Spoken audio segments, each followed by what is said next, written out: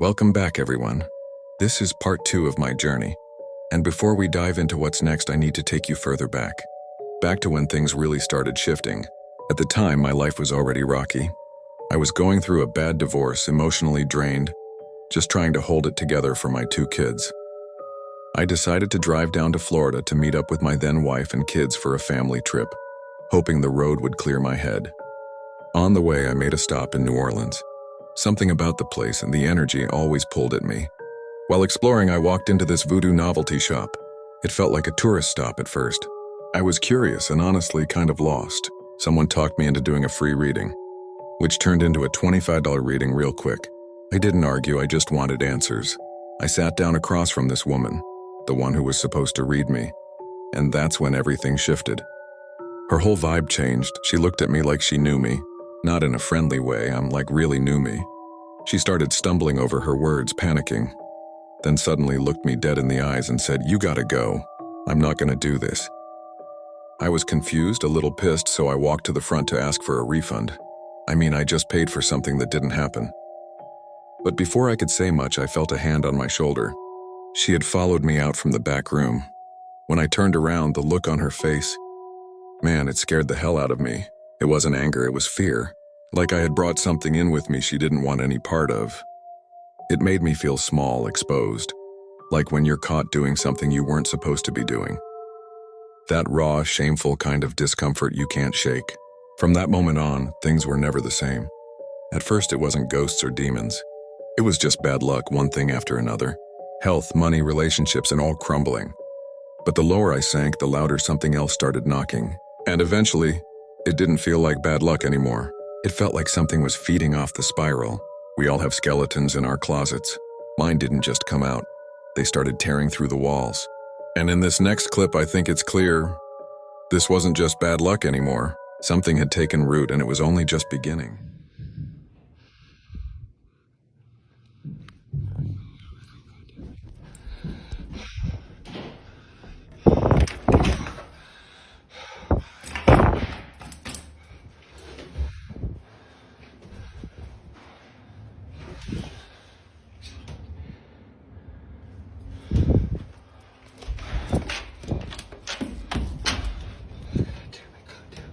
Great fucking purchase. Shit.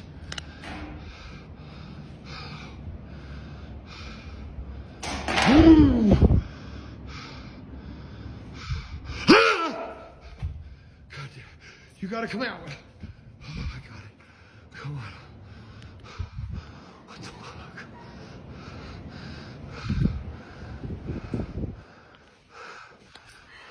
Oh, shit!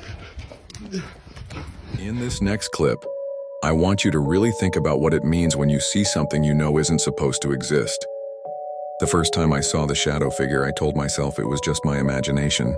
The second time, I wasn't so sure. But by the third time, that's when the panic really set in. That's when your brain stops trying to explain it, and your body just starts reacting. It's not just fear anymore, it's something deeper. A kind of dread that grabs your gut and twists. Seeing something like that with your own 2 eyes, it changes you. You can't unsee it. That's when I realized I needed help. Real help. So I reached out. I contacted a Catholic priest and a rabbi. Both of them had seen some of the footage I'd collected up to that point, and surprisingly, they didn't hesitate. They agreed to meet. I gave them my address. The priest showed up first. He pulled up, stepped out of his car, walked maybe 20 feet toward my front doors, and then just froze. I remember the look on his face, and confused, maybe even disturbed. He told me there are only 6 people in the entire United States who are authorized to perform exorcisms, and that kind of clearance comes directly from the Vatican. He said the only way to even begin that process was to keep recording, keep documenting, to gather undeniable proof. Then, he handed me a business card. For a psychiatrist, I guess that's part of the protocol. But what stood out the most, he wouldn't even come inside. It's not like I live in some rundown house. I've worked hard, always done well financially. This is an upper middle class neighborhood, but that didn't matter. Whatever he felt, he wanted nothing to do with it. Told me to stay in touch, got back in his car and sped off.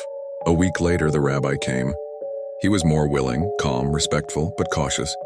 He stepped into the house slowly, walked to my living room, sat down, and just looked around, quiet, watchful. Then he started to speak softly at first, then went into some traditional prayers. The moment he raised his voice to recite one particular blessing, all hell broke loose. Loud bangs, a sound like a child giggling echoed through the walls. And I'm telling you, I've never seen a man run out of a house so fast in my life. He called me 2 weeks later and to apologize. But by then, the damage was already done. Nothing got better after that. In fact, everything got worse. And if you're wondering why I always turn the lights on before I go downstairs in these clips, it's because I'm not stupid. I'm not walking into darkness when things are already lurking in the shadows. But even with every light on, it didn't matter. The bulbs would burn out, they'd shatter. I was constantly surrounded by darkness. And when you're already dealing with things you can't explain, darkness becomes the last place you want to be. In this next clip, you'll see exactly what I mean. But I'll let you be the judge. Come on, man. Shit. I know, bud. I'm not afraid, man.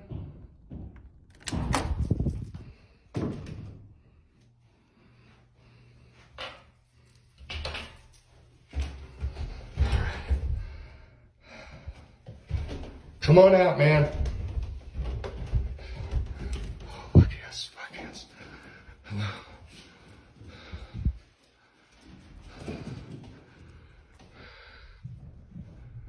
Oh, fuck. Whoa, whoa, whoa, whoa, whoa, whoa, whoa. Before we go any further, I need to clear something up. What you're watching didn't happen overnight. These videos weren't recorded back to back. This has been happening over a long stretch of time. A very long time. I didn't just grab a camera one day and start chasing shadows. This became part of my life slowly, painfully, and for real. At one point, I even set up an appointment with a psychiatrist. I went to multiple sessions. I wanted to know, am I crazy? Is this something in my head? He ran me through the whole checklist. No schizophrenia, no bipolar disorder. Maybe some PTSD from some childhood stuff, nothing severe. He said it was more likely anxiety, maybe triggered by stress or trauma. Prescribed me something mild to help calm my nerves.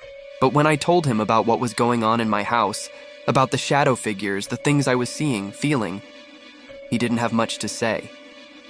Just kind of sat there. No advice, no answers, just silence. So I started turning to other things. I reached out to other religions. In the last clip, someone told me to burn sage, to cleanse the space.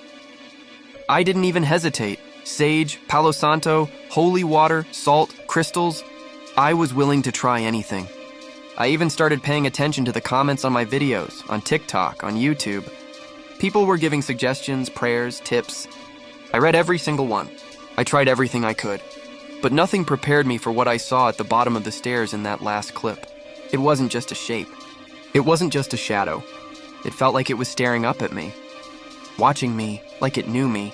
And then it vanished right into the basement. And I'll be honest, that basement, it always had a smell. Not like mold or gas or sewage, something off, especially the back corner. I even called a plumber, thinking maybe something was leaking under the house. He found nothing, but that smell never left. It's like the room itself was rotting. Still, I didn't give up. What else are you supposed to do? Curl up in a ball and piss yourself every time something happens? No, even if I was scared. Even if I felt like I was losing. I had to keep going. I had to fight back. Because whatever this is, it's not just in the house anymore. It's with me. And in this next clip, you'll see exactly what I mean. Been a couple hours now. Loud bang, sounded like glass. Got fucking kids. Got my wood here.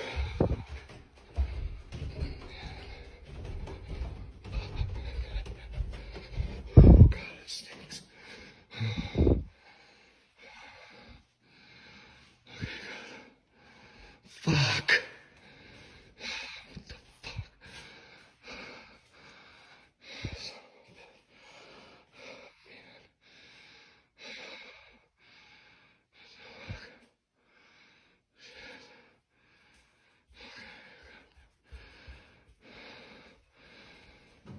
Shit. The fuck is that smell?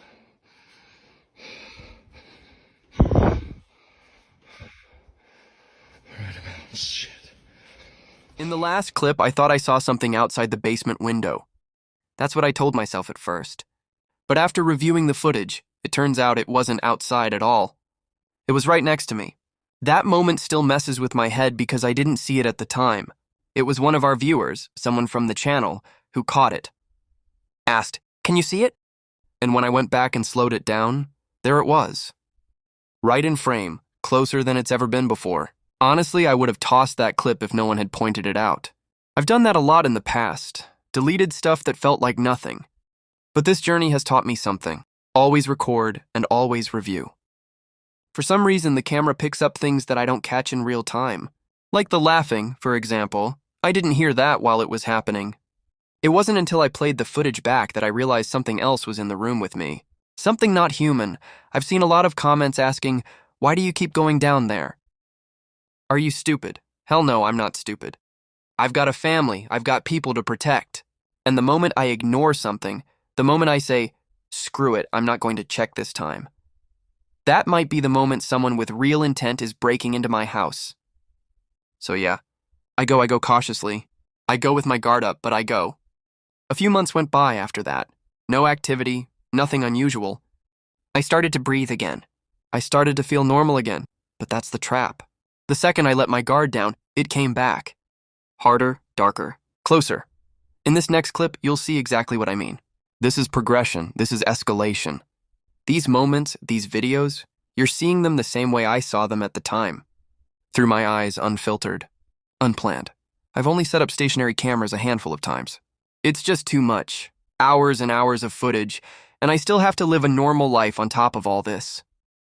But trust me, this next clip, it's the kind of thing that makes you rethink what's really going on here. Let me know what you...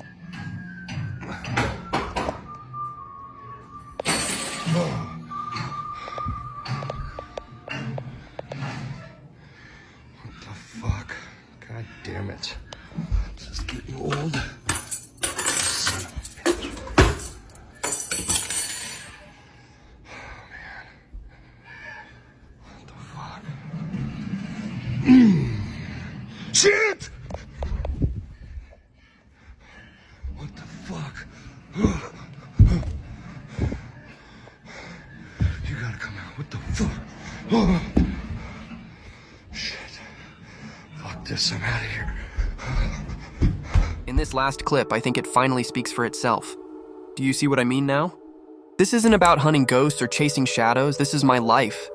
And when you let your guard down, even for a second, that's when it strikes. I was just watching TV, zoned out like we all do. Balls deep into a movie. The kind of night where you finally think you've got some peace. I'm used to weird noises. I'm used to being alone. Me and my wife work opposite shifts, so I spend a lot of nights by myself. But this night was different. It was right behind me. Not across the room, not down the hall, not in a shadow. It was right fucking behind me. That has never happened, at least not that I've ever been aware of. But I realized something terrifying that night. My most vulnerable moments, sleeping, showering, watching TV. Now I have to be alert during all of those too. I don't get to relax. I don't get to unplug, because the second I do, it shows up. And honestly, it feels like it's getting braver. But I'll let you sit with what you've seen so far. Let me know in the comments what you caught, what I might have missed. And if you're following this journey, it really helps when you like, share, and subscribe. There is a point to this channel. I've got a purpose behind showing you all of this. And over the next few months, you're going to see exactly what that is. Thanks for coming back for part 2. Stay tuned, part 3 is coming.